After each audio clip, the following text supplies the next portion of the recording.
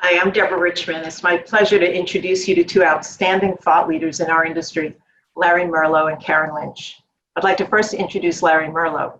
Larry is President and Chief Executive Officer of CVS Health, a Fortune 5 company that touches more than 100 million people each year through its unique combination of assets, including nearly 10,000 retail locations and more than 1,000 walk-in medical clinics, a leading pharmacy benefit manager, a major healthcare benefits provider, as well as a dedicated senior pharmacy care business and expanding specialty pharmacy services. I'd also like to introduce Karen Lynch as Executive Vice President of CVS Health and President of its Aetna Business Unit. Karen has led the organization's response to COVID-19 across its retail, PBM, and healthcare benefits businesses, leveraging the full scope of the company's resources and capabilities for its 300,000 employees, 22 million medical members, and millions of other customers who rely on CVS Health every day. Larry, I'd like to begin with my first question to you. Larry, the COVID-19 pandemic presented a crisis of unprecedented scope. What did this mean for CVS Health, a company that touches consumers and the healthcare system in a number of ways? And how do you think about your role in supporting Americans during this time? Well, Debra, thanks for the question, and it's great to be here with everyone. Look, as we think about all of the things that we're prepared for, and I think every company in America has, things like disaster recovery plans. A common denominator for those plans is oftentimes they're geographically concentrated. They're time-based in that they have a beginning, they have an end. And this is very different. What we're experiencing, with the pandemic, it's coast to coast. Quite frankly, it's across the globe. And as we sit here in this tremendous period of uncertainty, it certainly is not time-based. We don't know when it will end. And as a company, at the same time while this pandemic has been going on, we're about 20 months into transforming our business. With CVS Health and Aetna coming together as one company, we have been working to become a more diversified health services company with a strategic goal of meeting people where they are in terms of providing more accessibility, making it simpler to use and access health-related services, and in doing so, help individuals achieve their best health and reduce overall healthcare costs.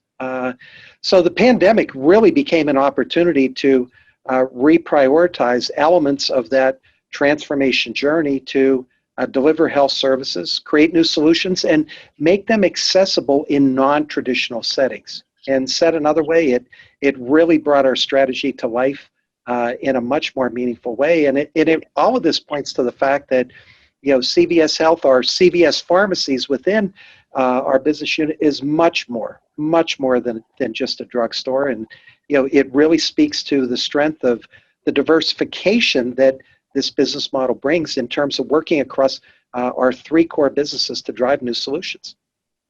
Thank you, Larry. Karen, you led CVS's Health's COVID response across all of the company's assets and businesses. There's clearly no playbook for this. How did you approach operationalizing your response with all of the uncertainty around the businesses? Well, hi, Debra, and hello, everyone. Mobilizing a company as large and complex as CVS required a lot of tactical precision, but at the same time, we needed to make sure that we were humanizing our approach to, stay true to our core values.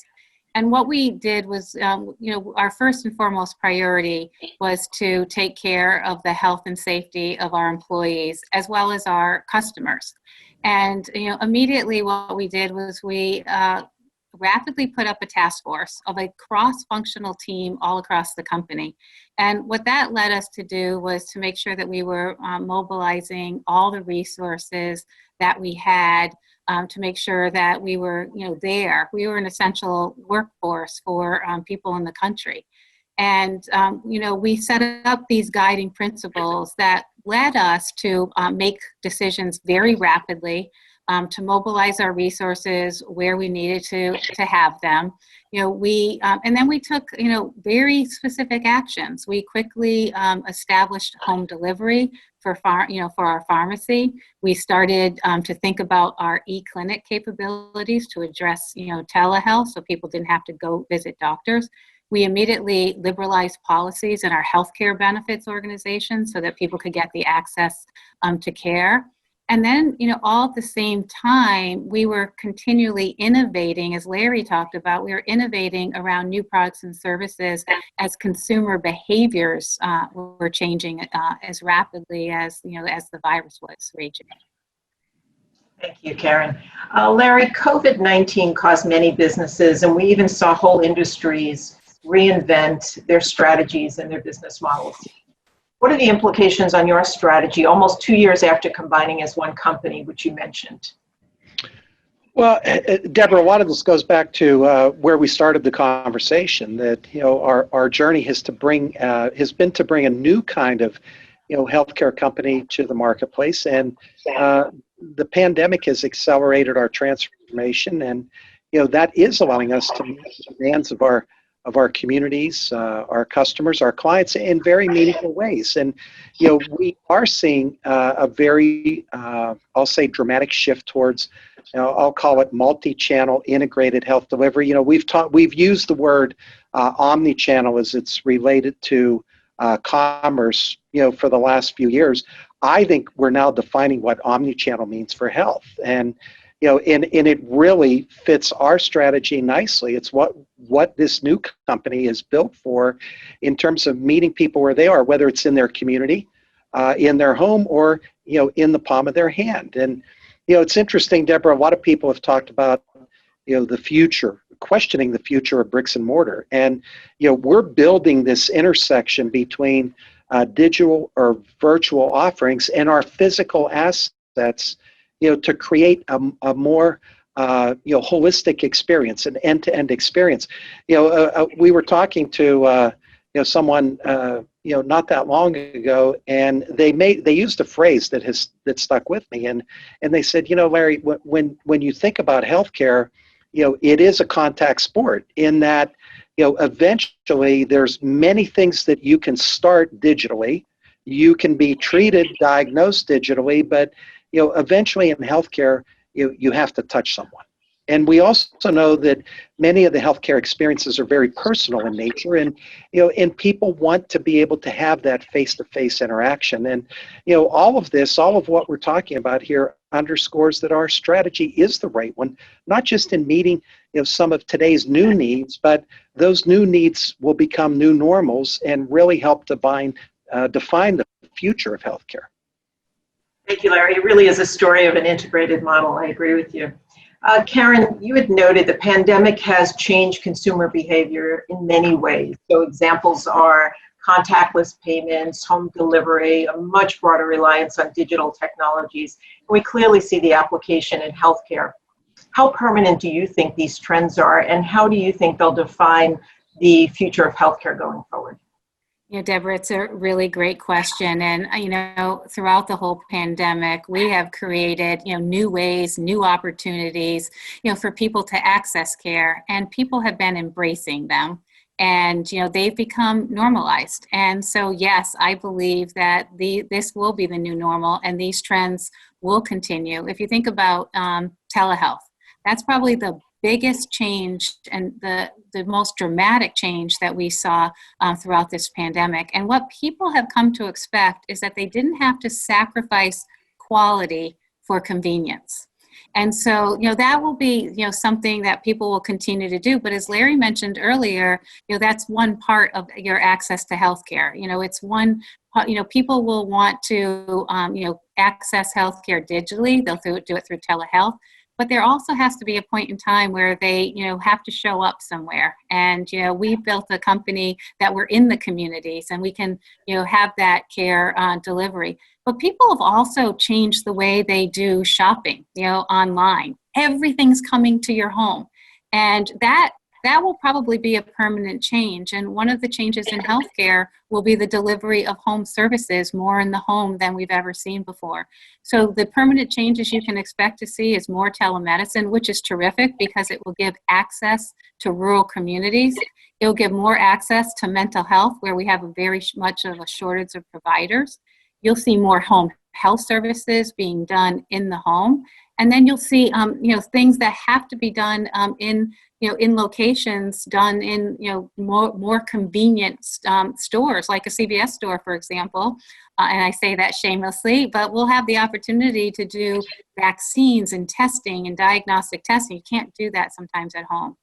So those changes will stay permanent, and I think there'll be continue to be transformational changes in the healthcare industry post-pandemic as well. Good, thank you so much. We've certainly seen that COVID-19 has exposed existing challenges in the healthcare environment, and they must be prioritized. Larry, given your significant presence in communities, and CVS has been focused on addressing social determinants of health for some time, how has the importance of that work been underscored by COVID-19? And when it comes to addressing social determinants and racial disparities, where do you see the greatest needs, and how do you see yourself working to address them? Well, Debra, it's a great question, and there's absolutely no question that the pandemic has hit Black and Brown communities especially hard, and this has been further magnified by I'll call it an overdue reckoning of racial inequality across all aspects of our society. And at CVS Health, we have long recognized that how long you live are often shaped by where you live. And analysis has shown that the social determinants of health, whether you're describing housing, education, employment, access to healthy food, healthy living, that they are linked to the increased risks of COVID-19 infections and unfortunately death. Our reach into communities across the country and the established, trusted relationship we have built with a community health organization, it has allowed us to act quickly, to be an important part of the solution. And we have leveraged those existing relationships to quickly build a system to provide testing solutions to some of the I'll say more underserved, hardest hit communities across the country. And as we've done that and look at the positivity rates of COVID, we've seen it more than 2 times the positive infection rate of state averages is just an example of what we've seen. Other examples, since 2015, CVS Health and our foundation have provided more than $10 million in grants to the National Association of Free and Charitable Clinics and its members. And it's these clinics that have become a primary site of care for many community members that have been affected by COVID-19. Debra, look, I as we think about what's next, I also see the importance and the role that we can play in fostering reliable public health information. And you look at some of the data that's coming out from the research that's being done. We've seen several polls that now speak to the African American communities as being the least likely to say that they would get a COVID-19 vaccine once it becomes available. And the partnerships that I alluded to with community health organizations and experts, together we can help promote the importance of inoculation across all communities in an effort to achieve herd immunity. And then, Debra, one of the things that I think we're particularly proud of, it's something very new. We have been a founding partner of the Black Information Network. It is I'll describe it as a new news service from iHeartRadio that is dedicated to providing a trusted source of news coverage with a Black voice and perspective. So, Debra, just wrapping up on this theme, as an organization, we've committed about $600 million to build on existing programs to make new investments to address racial inequality and social determinants of health in Black communities, and reinforce existing programs that have worked in terms of providing solutions, and that includes providing pathways to the workforce and creating sustainable careers. So, we're quite proud of the of the actions that we've taken and the role that we can play, again, in being part of the solution. Great, thank you, Larry. It's certainly a very important role to play. Karen, you've described the mental health impacts of the pandemic as a deadly undertow. Can you describe for us what you mean by that and how we can use this moment to improve how we think about, and importantly, how we treat mental health going forward? Yeah, Debra, it's a great question. And by undertow, I mean the deadly current that can't be seen.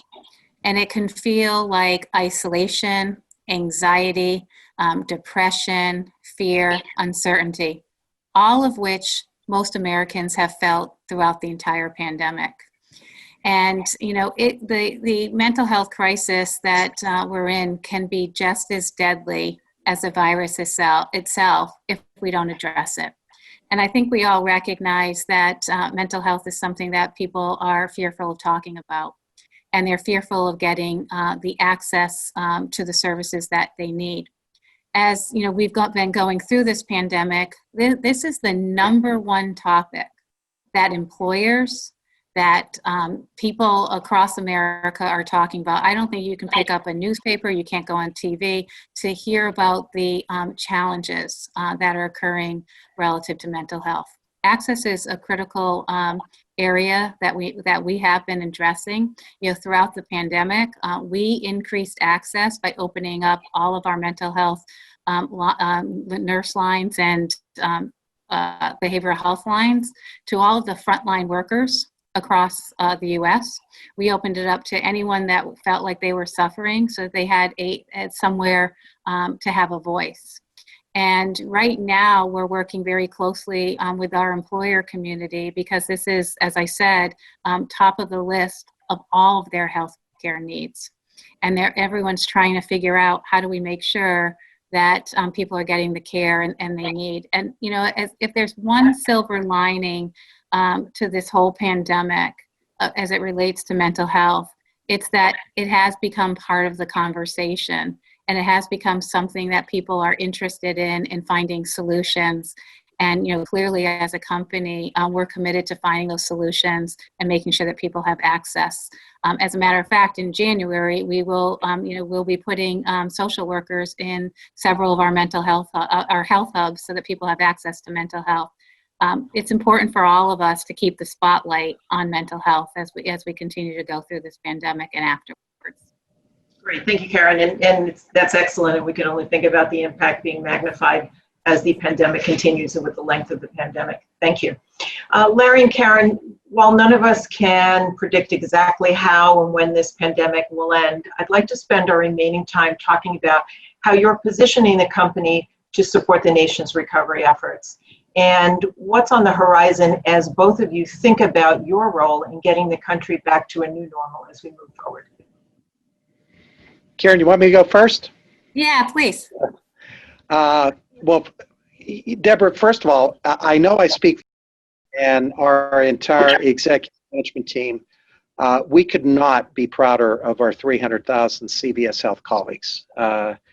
You think about the challenges that we've had, as a country, and in our professional lives as well as our, the impact that it's had in our personal lives, and our colleagues have stepped up in unbelievable ways to be, an important part of the solution in the communities that we serve, across the company. And they truly have brought our purpose of helping people on their path to better health to life, in meaningful ways. And for that, we can't, thank them enough for their commitment to our organization. Debra, I think back to your question, a lot of it goes back to, I think we've established this theme that, we have a diversified business model, and, the breadth and strength of those assets, and, the strategy that we're well on our way, it does allow us to continue to lead and to respond to the challenges and the opportunities as they arise. And we touched on the role of telemedicine today. We touched on the role of testing, and I think we're all keeping our fingers crossed, and let's speak with a bit of optimism that our scientists will find the vaccine and continue to pursue treatments for COVID, and we will play an important role in that distribution strategy to achieve widespread access for millions of Americans across the country. And I think we've demonstrated that with what we've been able to do in terms of standing up testing solutions in communities across the country. And it's hard to believe, as we sit here today, that almost 4 million people now have been tested at CVS pharmacies across the country. And I will say, as we think about that vaccine, members of our CVS Health team have been involved in the various task forces that have been formed that are responsible for planning both the distribution and administration of the vaccine once it's available. And Karen, I'll flip it over to you. Yeah, and just to add to that, Debra, I think we all agree that the health of our economy and education system is wholly dependent on the health of workers and our students. And as Larry mentioned, we're very involved with vaccines, but we also have developed return to work, return to school testing. We are really pushing on flu shots so that people can stay healthy throughout the latter half of this year and free up hospital beds for those who have coronavirus. And we need to continue to look for more and innovative ways to help with the health of our economy. And as Larry mentioned, we're positioned to do that. Great, thank you. Yeah, it's an important role, and obviously you've pivoted very effectively and successfully as the market has demanded and has changed around you. Larry and Karen, that's it for our questions today. Thank you so much for sharing your valuable insights with us today. It's been great speaking with you as always. Thank you. Thank you, Debra. Thank you. Thanks. Thank you.